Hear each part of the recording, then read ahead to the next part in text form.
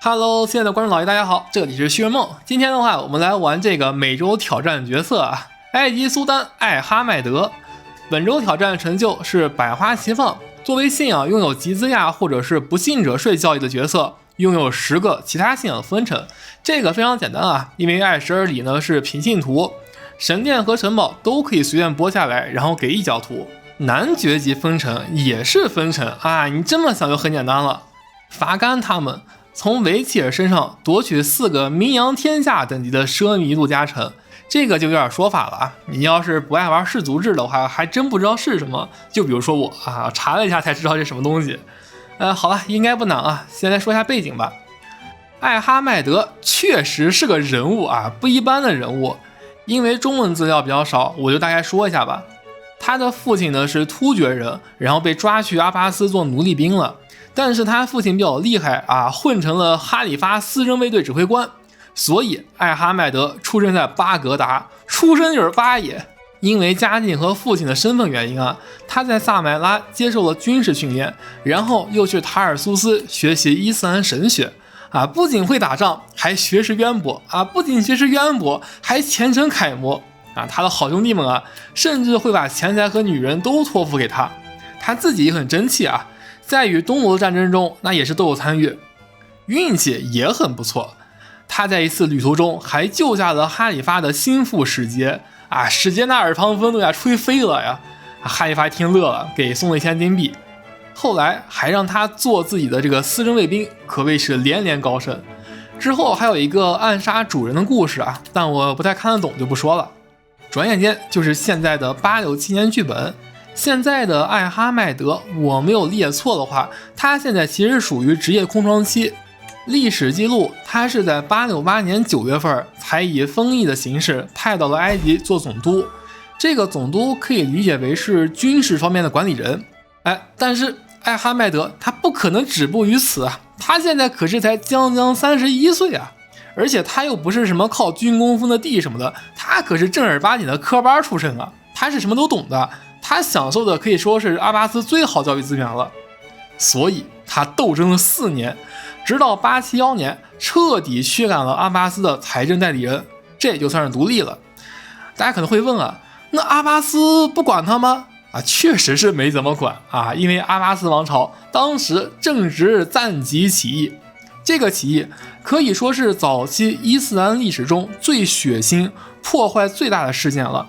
这场起义导致的死亡人数相差非常大，最温和的学者认为一共有50万人丧生，最激进的学者认为有250万人啊，相差了5倍。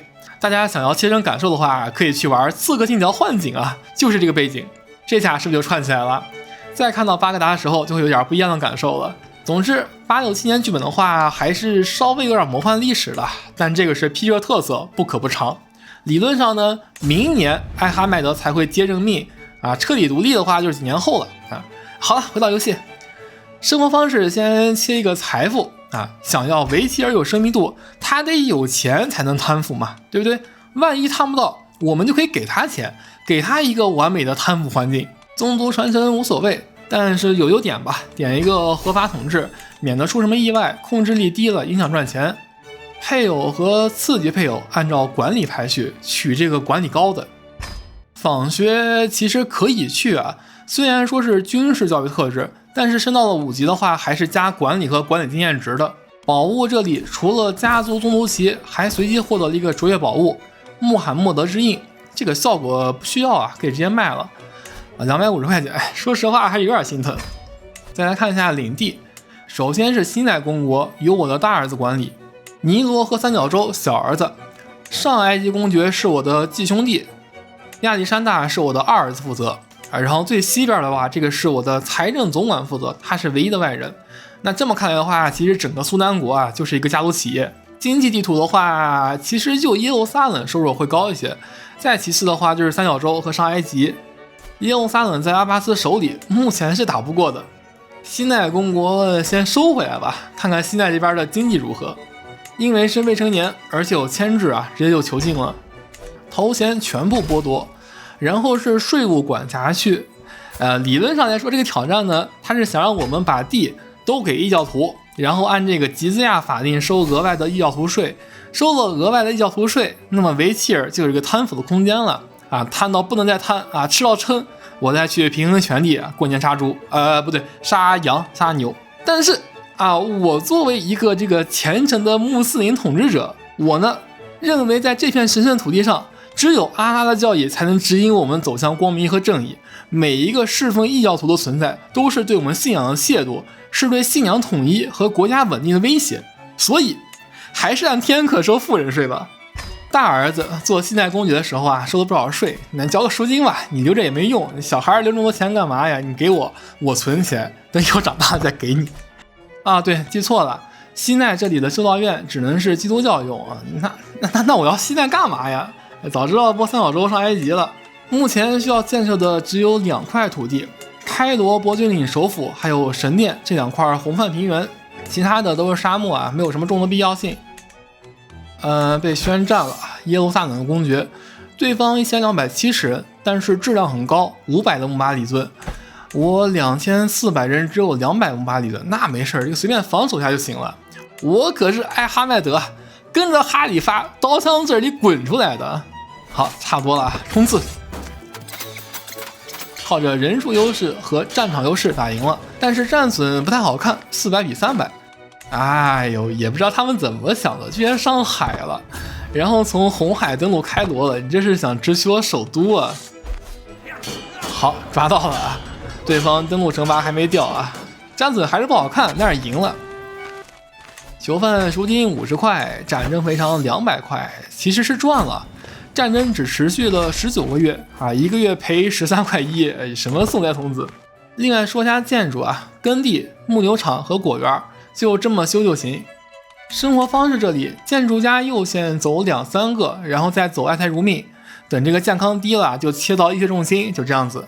好了，出发去访学吧。开罗到巴格达本来是非常短的一截路，只需要11个月，但是我们可以多经过一些点，吃一点这个管理经验值。先去埃塞王国首府，然后纳杰夫和奈赫赖万这俩顺路啊，也都去一下。返程可以去萨麦拉看一看，也算是故地重游了。小亚细亚这里还有一个血居聚落也给管理，白佩特拉也有管理经验。然后是三角洲这里的亚历山大和吉萨，旅行时间翻了1倍，高危险47个，中危险58个，加个佣兵卫队和沙漠战士，这样的话高危险就只有5个了，可以接受。没办法，沙漠是这样的呀，很危险。闲时无书，一笔带过。访学很顺利的升级到了4级教育特质啊，还有一本加健康和学习经验的书，还不错。按理说这本书应该保留，但是有点缺钱啊，摧毁了吧。接着是旅行事件啊，到了个小墓啊，又获得了一个穆罕默德之印啊，这个印加了直辖领地赋税就不摧毁了，缺钱了再说吧。好了，回开罗了，接下来就是种地时间啊。挑一下地吧，上埃及我觉得就不错啊。之前是继兄弟做公爵，毕竟是成年人啊，我播不下来。现在他死了啊，是12岁的儿子继位，那你这不随便播？好，整个上埃及收入囊中。哎，我的小儿子啊，也就是三角洲公爵，想把我的执政赎出去。哎，好孩子啊，我猜你其实是想去见他吧？那你直接进去找他玩多好呢？哎，本来我都不想对孩子下手了，那你这么整没办法呀。刚好这么一波啊，地就够了。那先做一下百花齐放吧。第一个犹太拉比派，第二个科普特正教，第三个科普特的教宗啊，我也不知道为什么在我这里。第四个科普特正教，那只需要分6个男爵出去就好了。第5个、第6、第7、第8、第9、10个。好，跳成就了。百花齐放，轻轻松松，然后这6个男爵再拨回来就好了。上埃及正在进行的建设都停一下啊，然后再分出去。我们保留开罗和三角洲地区就够了。7块红泛平原，4个城堡，3神殿，这个就作为经济基础了。开始大搞建设吧。目前除了开罗是4块6，开罗神殿是2块9，其他的都是1块钱上下，记一下。很快钱就花光了，那这个印也卖了吧，但是钱还是不够啊！这里点出了金钱义务，我作为家主呢是有这个家主签制的，先跟孩子们依次要下钱啊，又能建设一会儿。正当我头痛，接下来的钱要从哪儿来的时候啊，又被宣战了，太好了，还是耶路撒冷公爵啊，感恩。第一场打赢了，第二场还是赢了，一模一样的剧情啊，时间也一样，打了18个月，赔了217块钱啊，这位公爵简直就是国父啊！赎金的话一共是130，加上赔偿347块钱入账，钱花光之后啊，五之治下点出来了，可以敲诈了，敲诈入账220，继续建设不停工。